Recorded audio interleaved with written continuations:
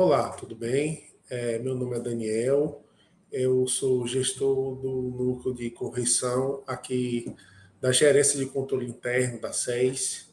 Estamos aqui na nossa seara, cujo intento é apresentar, resumidamente, como funciona as atividades de correção, quanto elas podem apoiar na atividade diária de vocês, atividade finalística, vocês que estão no dia a dia, na gestão, na luta por um serviço público de qualidade.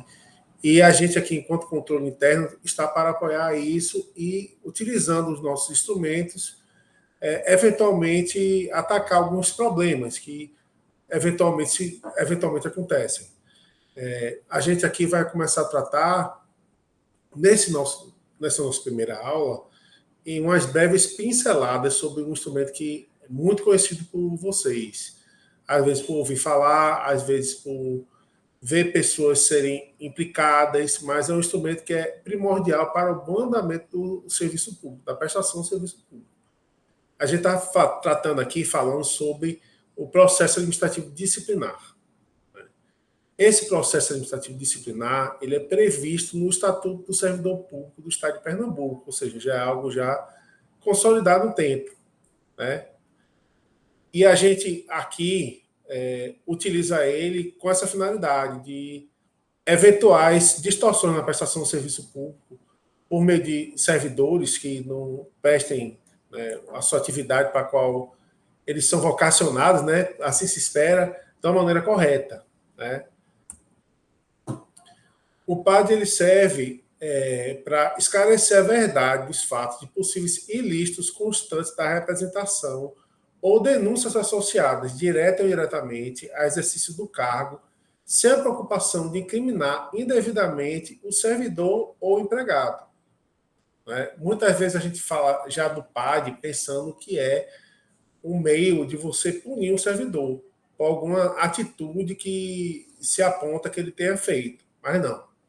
A gente utiliza o PAD primeiro para investigar, né, tomando notícia de que aconteceu algum fato que a gente chama de infração funcional, e após essa apuração, a gente pega e tem a decisão pela autoridade que instaurou sobre a aplicação ou não de uma eventual penalidade.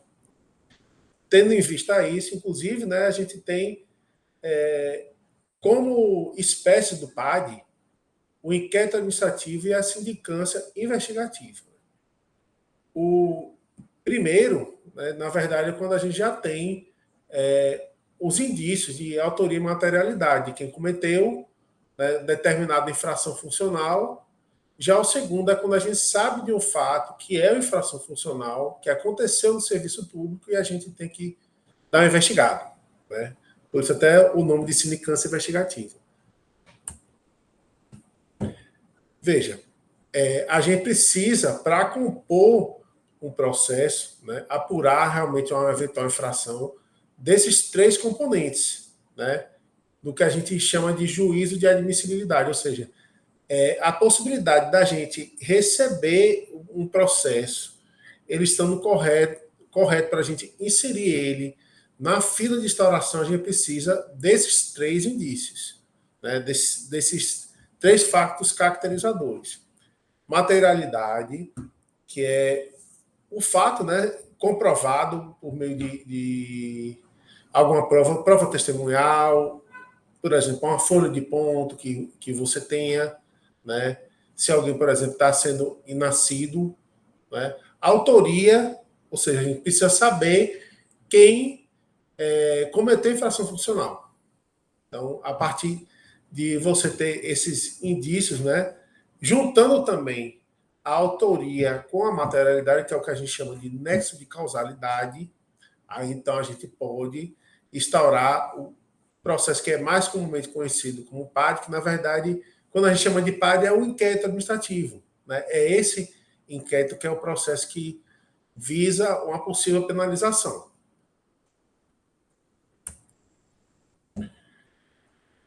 E é exatamente isso, né? O inquérito, ele obedece um rito, né? O que é o chamado devido processo legal. E ele está regulado na Lei 6124 de 68, que é o Estatuto do Servidor Público.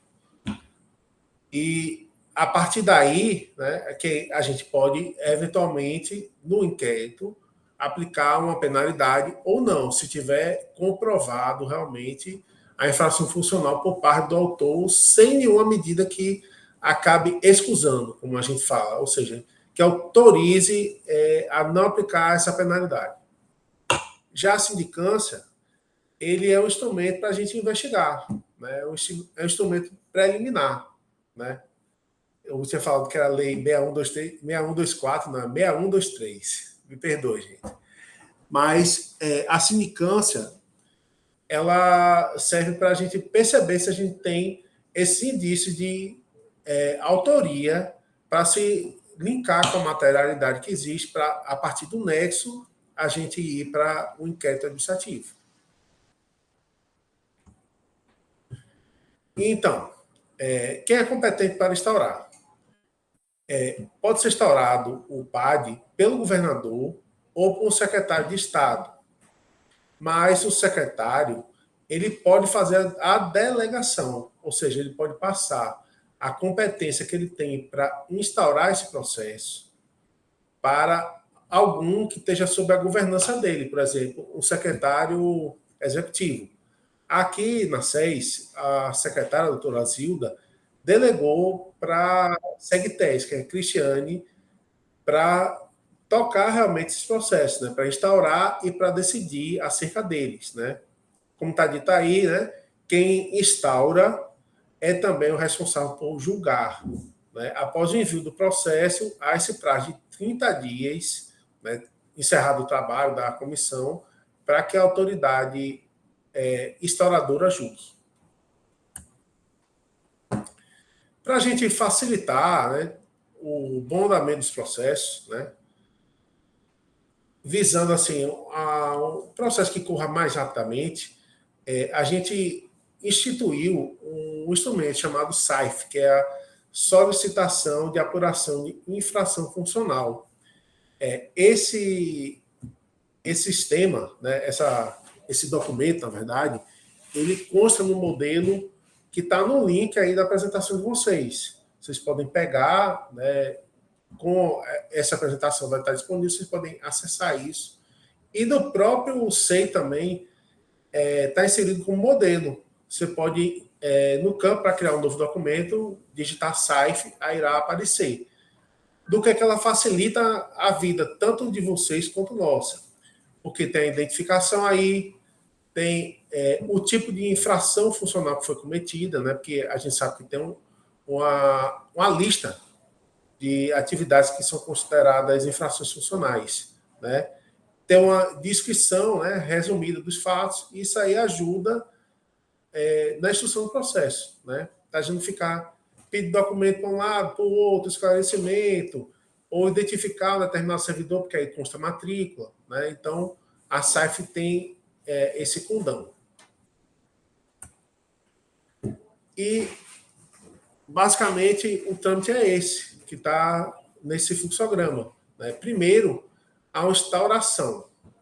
Atualmente, na Secretaria, existem 3 comissões permanentes.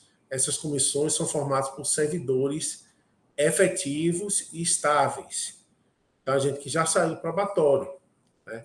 Então, o processo, quando ele é instaurado, ele é distribuído já para no momento da instauração, para uma dessas 3 comissões, que é a primeira, a segunda e terceira CEPAD. A partir daí, a comissão recebe o processo, faz uma notificação prévia para o imputado, né, aquele que supostamente cometeu infração funcional, né? Caso não tenha sucesso, né, às vezes acontece que a pessoa abandona, vai para outro lugar e não fica com endereço fixo, né? Então a gente faz algumas diligências e, se não funcionar, a gente vai para a publicação diário oficial do edital, né? Então, assim, no fluxo normal, dependendo do tipo de infração funcional, a gente tem as oitivas, ou seja, a gente ouve tanto a pessoa que cometeu a suposta infração, quanto testemunhas, quanto até eventuais vítimas, né? Após isso, dessas oitivas a citação e o indiciamento, né? Na verdade, a comissão já pega e já aponta o que supostamente aconteceu de ilícito, que foi mais ou menos provado, até por eventuais provas que foram juntadas, ou até testemunhos, né? Então, a gente abre a partir do indiciamento para que o imputado apresente a defesa, né? Geralmente, com a notificação prévia, ele já apresenta a defesa também, mas aí, nesse outro momento, ele também pode apresentar a sua defesa, né? E nesse momento é importante que seja realizado a notificação, mesmo que sem sucesso, para a gente poder colocar um defensor dativo, como a gente chama, para a gente poder ter a garantia dos direitos constitucionais do imputado, né? Que mesmo que ele não esteja presente no processo, ele possa ter uma defesa técnica que seja apresentada para ele. Porque se não acontecer isso, o processo pode ser anulado, ou seja, a gente perder todo o trabalho nosso.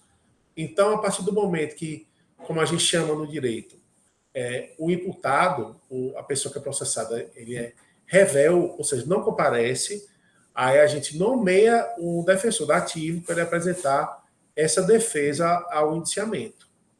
Então, desse tipo de processo, quando o réu é revel, via de regra, só há essa defesa mesmo. Então, após essa defesa, né, que é apresentado posterior ao indiciamento, ao relatório, né? A comissão pega e, diante dos fatos, ela forma a sua convicção, né? Se algum dos membros discordar, ele pode fazer um voto em separado, mas aí prossegue o relatório com opinião pela maioria, né? E desse relatório, com a conclusão do trabalho da comissão, a gente remete para a autoridade instauradora, que no caso aqui é a SEGTES. A essa autoridade instauradora irá decidir. Via de regra, ela aceita os relatórios, né, e homologa o processo, né, dando seguimento à aplicação da penalidade. Sim, nos casos de abandono, que são aquelas infrações funcionais que o servidor fica mais de 30 dias sem comparecer, a gente tem um fluxo um tanto diferente. A gente tem essa fase, aí até a homologação, depois vai para a SAD analisa a regularidade desse processo, e então vai para o gabinete da governadora. Aí o gabinete da governadora disponibiliza o processo para a Procuradoria de Apoio. A Procuradoria de Apoio analisa se o processo está ok, né? Não sei se é exatamente apoio ou... Não. É a Procuradoria Consultiva, aí sim.